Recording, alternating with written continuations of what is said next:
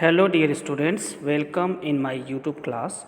तो जैसा कि प्रीवियस क्लास में बच्चों हमने बात की थी, डाल्टन्स एटॉमिक थ्योरी के बारे में बताया था, उसके पोस्टुलेट्स और डाल्टन्स एटॉमिक थ्योरी के क्या क्या लिमिटेशंस रहे, उसकी क्या क्या कमियां रही। तो बच्चों आज की क्लास में हम बात करते हैं प्रॉपर्टीज़ ऑफ एटम की। ठीक है, तो जैसा कि हमने आपको बताया था एटम के बारे में कि एटम एक बहुत ही स्मॉलेस्ट पार्टिकल होता है किसी भी एलिमेंट का, जो किसी भी केमिकल रिएक्शन में पार्टिसिपेट करता है। ठीक है, एटम जो होते हैं वो जनरली इंडिपेंडेंटली एग्जिस्ट भी कर सकते हैं और नहीं भी करते हैं। कुछ ऐसे एलिमेंट होते हैं, ठीक है, एलिमेंट्स के एटम जो ऐसे होते हैं जो इंडिपेंडेंटली मतलब फ्री स्टेट में ये एग्जिस्ट भी कर सकते हैं और नहीं भी कर सकते हैं। तो atom is the smallest particle of the element, ठीक है, दैट मे और may not have independent existence. The properties of atoms, ठीक है, प्रॉपर्टीज़ ऑफ एटम्स की अगर हम बात करें तो सबसे पहले अगर हम देखें तो एटम जो होता है, atom is the basic unit from which molecules and ions are formed. जो एटम होता है वो एक बेसिक यूनिट होता है किसी भी मॉलिक्यूल और आयंस का। ठीक है, मतलब जो भी मॉलिक्यूल्स जैसे H2SO4 या फिर H2O वाटर, ये सारे जो मॉलिक्यूल्स बनते हैं, इन सारे मॉलिक्यूल्स का, ठीक है, क्या होता है, एटम एक बेसिक यूनिट होता है। मतलब एटम के थ्रू ही क्या होता है, इन सारे बड़े बड़े मॉलिक्यूल्स का फॉर्मेशन होता है और आयंस का भी फॉर्मेशन होता है। तो atoms are always neutral in nature. Actually देखा जाए तो एटम्स जो होते हैं वो जनरली न्यूट्रल होते हैं नेचर में। एटम क्या होते हैं, हमेशा न्यूट्रल होते हैं नेचर में। Atom combine in large number two form matter. Atom कुछ ऐसे एटम्स होते हैं, मतलब एटम जो होते हैं वो कंबाइंड करके एक दूसरे के साथ कंबाइन करके large number two form matter, मतलब कि बहुत सारे एटम्स कंबाइंड जब होते हैं तो वहाँ पे मैटर का फॉर्मेशन होता है।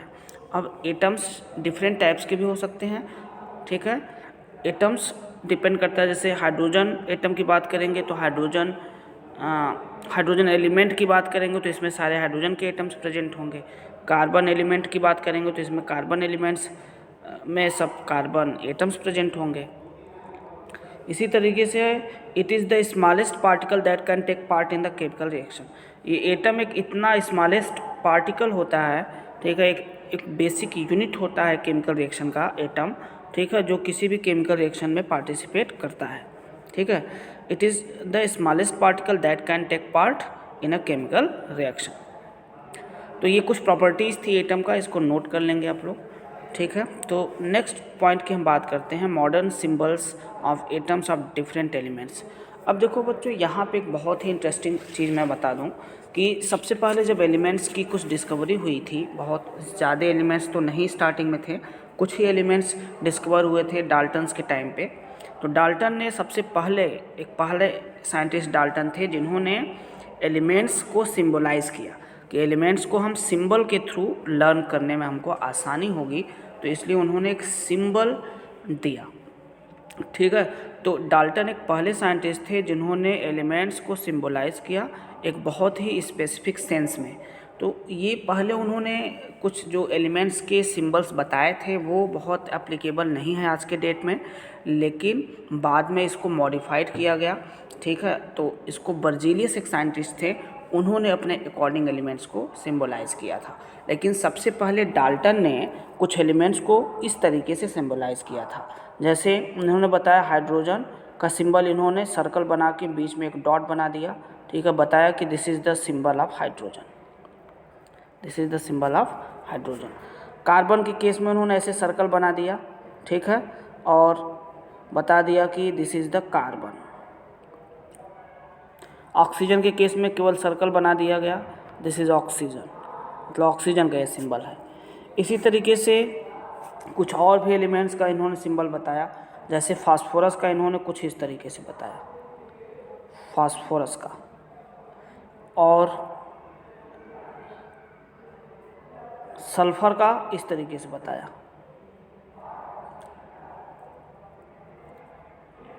ठीक है, आयरन का इन्होंने सर्कल करके अंदर आई लिख दिया, कॉपर का इन्होंने सर्कल करके सी लिख दिया, गोल्ड का इन्होंने सर्कल करके बीच में जी लिख दिया और ऐसे डॉटेड अंदर की तरफ डॉटेड दिखा दिया। प्लेटिनम का इन्होंने सर्कल करके अंदर पी लिख दिया। मरकरी का इन्होंने इस तरीके से सर्कल करके अंदर डॉट डॉट बना दिया। ठीक है, तो इस ये सभी क्या है, मरकरी, ये मरकरी का सिंबल है। ठीक है, तो सिल्वर का इन्होंने क्या किया, सर्कल बना के अंदर एस लिख दिया। तो इस तरीके से इन्होंने, डाल्टन ने सबसे पहले ये सारे सिंबलाइज किया, सिंबल्स रिप्रेजेंट किया। ठीक है, कुछ एलिमेंट्स का। ठीक है, डाल्टन ने ये सारे सिंबल्स बताया था सबसे पहले, लेकिन ये सिंबल जो था ये बहुत एप्लीकेबल नहीं रहा। ठीक है, फिर इन सारे सिंबल्स को हटा के, ठीक है, और मॉडिफाइड किया गया, लेकिन सबसे पहले डाल्टन ही एलिमेंट्स के सिंबल्स के तरफ चले थे। कहने का मतलब कि जो सिंबल्स होते हैं एलिमेंट्स के, सबसे पहले सिंबलाइज करने वाले साइंटिस्ट, एलिमेंट्स को सिंबलाइज करने वाले सबसे पहले साइंटिस्ट थे डाल्टन। तो इसके बाद देखो बर्जीलियस आए, और बर्जीलियस ने क्या किया कि एलिमेंट्स को अपने अकॉर्डिंग कुछ सजेस्ट करके इन्होंने क्या किया कि एलिमेंट्स को क्या किया, सिंबलाइज किया। इन्होंने बताया कि जो एलिमेंट्स के नेम होते हैं उन नेम का जो फर्स्ट लेटर होता है, ठीक है, और सेकेंड लेटर, उसको हम लेते हैं सिंबल के फॉर्म में। तो बर्जीलियस ने कुछ इस तरीके से सिंबल इन्होंने दिया, लेकिन कुछ ऐसे भी सिंबल थे जो कि दूसरे लैटिन वर्ड से डिराइव हुए थे। जैसे कुछ तो ऐसे, सबसे पहले बर्जीलियस ने देखो क्या किया कि इन्होंने बताया कि एलिमेंट्स के जो नेम है उस नेम का फर्स्ट लेटर और सेकेंड लेटर, कुछ में फर्स्ट लेटर ही यूज हुआ, और जब रिपीट करने लगा तो उन्होंने सेकेंड लेटर को भी लेकर सिंबलाइज किया एलिमेंट्स को। तो जैसे हाइड्रोजन को इन्होंने H लिखा, हाइड्रोजन का पहला लेटर H है। हीलियम में अब इन्होंने H लिखा, लेकिन सिंबल सेम होने की वजह से इन्होंने हीलियम का सेकेंड लेटर भी ले लिया He। तो इन्होंने सिंबल क्या बताया, हीलियम का He बताया। कार्बन का इन्होंने C बताया, ठीक है, बर्जीलियस ने। ठीक है, नाइट्रोजन का N बताया, ऑक्सीजन का O बताया। ठीक है, तो इस तरीके से कुछ एलिमेंट्स के नेम का पहला लेटर इन्होंने सिंबल के तौर पे यूज़ किया, और जहाँ पे मैच होता था वहाँ पे उन्होंने दूसरा लेटर भी ले लिया, और कुछ जगहों पे फर्स्ट और थर्ड वर्ड जो होता है उसको उन्होंने यूज किया सिंबल के तौर पे। ठीक है, तो जैसे यहाँ पे एग्जांपल के तौर पे अगर हम देखें तो symbols of some elements are formed from the first letter of the name and a letter appearing later in the name. ठीक है, मतलब जैसे अगर फॉर एग्जांपल बात करें हम तो क्लोरीन का इन्होंने सिंबल क्या बताया, C। क्लोरीन का पहला लेटर C, दूसरा H है और तीसरा क्या है, L है। तो इन्होंने फर्स्ट और थर्ड लेटर लिया, क्लोरीन के सिंबल में Cl रखा, और जिंक के केस में भी इन्होंने फर्स्ट और थर्ड लेटर लिया, Z पहला लेटर और थर्ड लेटर N, जिंक। तो ये क्लोरीन का सिंबल बताया इन्होंने एलिमेंट का, और जिंक एलिमेंट का सिंबल Zn बताया।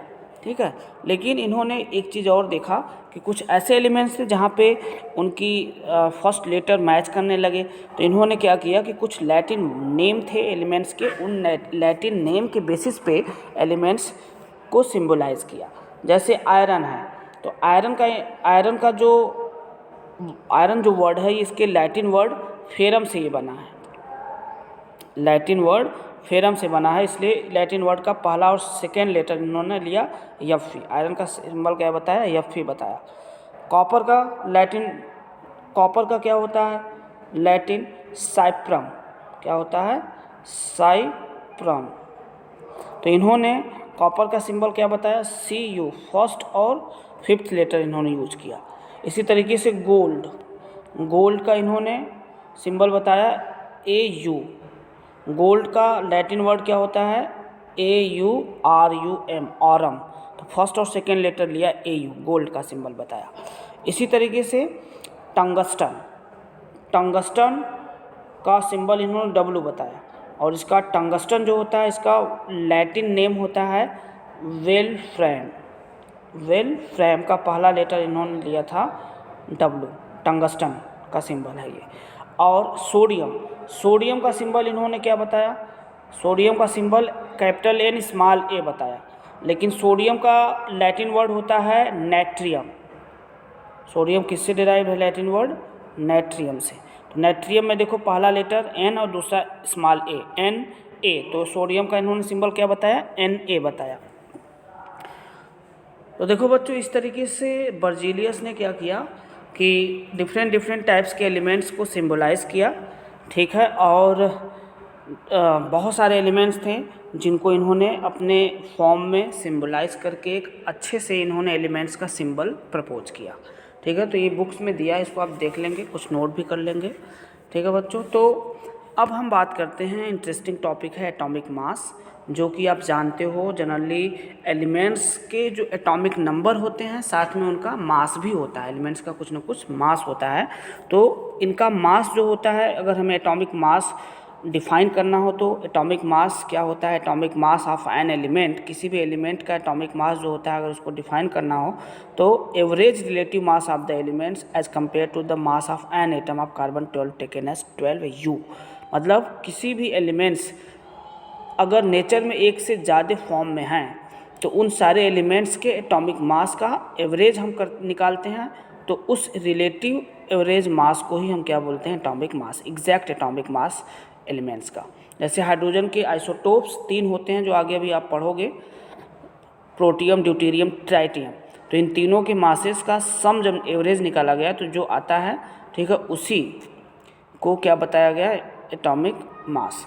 इसी तरीके से क्लोरीन भी 2 फॉर्म में एग्जिस्ट करता है नेचर में, क्लोरीन 35 और क्लोरीन 37। तो दोनों का एवरेज मास निकाला गया तो वो एग्जैक्ट मास बताया गया। एटॉमिक मास जो होता है जनरली हम, जैसे कार्बन का एटॉमिक नंबर 6 होता है, मास कितना होता है 12, तो एटॉमिक मास ये ऊपर जो सिंबलाइज किया जाता है ऊपर की तरफ, इसको एटॉमिक मास कहा जाता है, और नीचे वाला जो होता है इसे एटॉमिक नंबर कहा जाता है। एलिमेंट का ये नीचे क्या होता है, एटॉमिक नंबर होता है, और ऊपर क्या होता है, एटॉमिक मास होता है। किसी भी एलिमेंट्स में आप देखोगे तो नीचे की तरफ जो लिखा होगा वो एटॉमिक नंबर होगा और ऊपर वाला एटॉमिक मास होगा। Atomic mass of an element tells the number of times and atoms and elements is heavier than 1/12 of the mass of an atom of carbon 12। तो एटॉमिक मास जो होता है वो ये रिप्रेजेंट करता है कि नंबर ऑफ टाइम्स, कितना गुना एलिमेंट्स किसी भी पर्टिकुलर हैवियर एटम जो होगा, ठीक है, एलिमेंट्स इज हैवियर, कितना गुना ये भारी है फ्रॉम कार्बन 12। ठीक है, कार्बन 12 का मास जितना है उससे कितना गुना ये भारी है। ठीक है, ये चीज़ हमें बताता है एटॉमिक मास। तो एटॉमिक मास को जनरली हम कैसे रिप्रेजेंट करते हैं, इसका जो टोटल एग्जैक्ट मास होता है वो हम कैलकुलेट करते हैं बाय द एक्सपेरिमेंटल प्रोसेस। तो वहाँ पे हम मास बताते हैं। मास को हमेशा याद रखेंगे, ऊपर लिखा जाता है, जैसे नीचे कार्बन 6 है तो ऐसे ऊपर लिखा जाता है, या कुछ बुक्स में 6, 12 ऐसे लिखते हैं, नीचे वाला एटॉमिक नंबर और एटॉमिक मास, या हम जिसको कह रहे हैं molecular mass, sorry atomic mass, atomic mass ऊपर की तरफ लिखा जाता है। Atomic masses of a few elements, कुछ एलिमेंट्स के हम अगर एटॉमिक मास की बात करें तो क्या हो सकता है, जैसे आपको मैं कुछ लिखवा रहा हूँ, उसको आप नोट कर लो। ठीक है, कुछ सिंबल्स हैं, ठीक है, एलिमेंट्स के, जैसे एलिमेंट्स के कुछ एटॉमिक मास, जैसे हाइड्रोजन का एटॉमिक मास 1 होता है।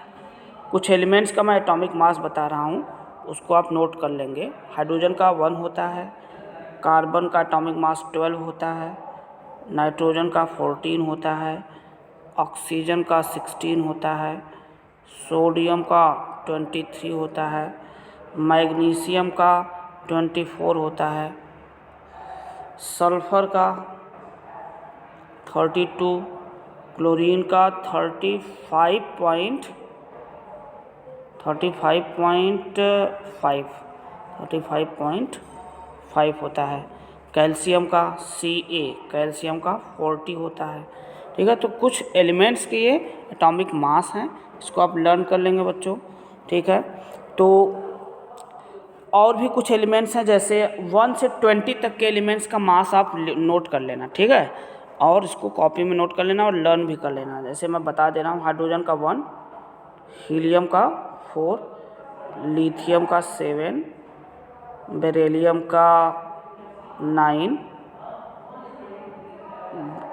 बेरिलियम का 8, और बोरान का 9, कार्बन का 12, फिर से नोट कर लो।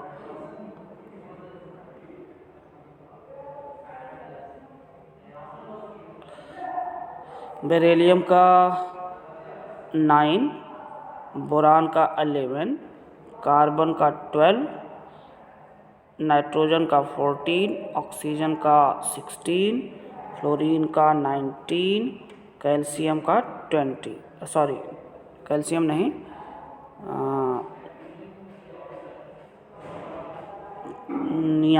नियान का 20। अब सोडियम का बता ही दिया, सोडियम का कितना होता है 23, मैग्नीशियम का 24, एल्युमिनियम का 27, सिलिकॉन का 28, फास्फोरस का 31, सल्फर का 32, क्लोरीन का 35.5, आर्गन का 36, पोटेशियम का 39 और कैल्शियम का 40। तो ये कुछ एलिमेंट्स के सिंबल हैं, इसको नोट कर लेना, लर्न भी कर लेना बच्चों। तो आज की क्लास में इतना ही। तो नेक्स्ट क्लास में हम बात करेंगे मॉलिक्यूल्स के बारे में कि मॉलिक्यूल्स क्या होते हैं और टाइप्स ऑफ मॉलिक्यूल्स के बारे में बताएंगे हम। ठीक है, मॉलिक्यूल्स ऑफ एलिमेंट्स क्या होते हैं और मॉलिक्यूल्स ऑफ कंपाउंड्स क्या होते हैं। ठीक है बच्चों, तो आज की क्लास के लिए इतना ही। Okay, thank you for watching this video. Have a good day.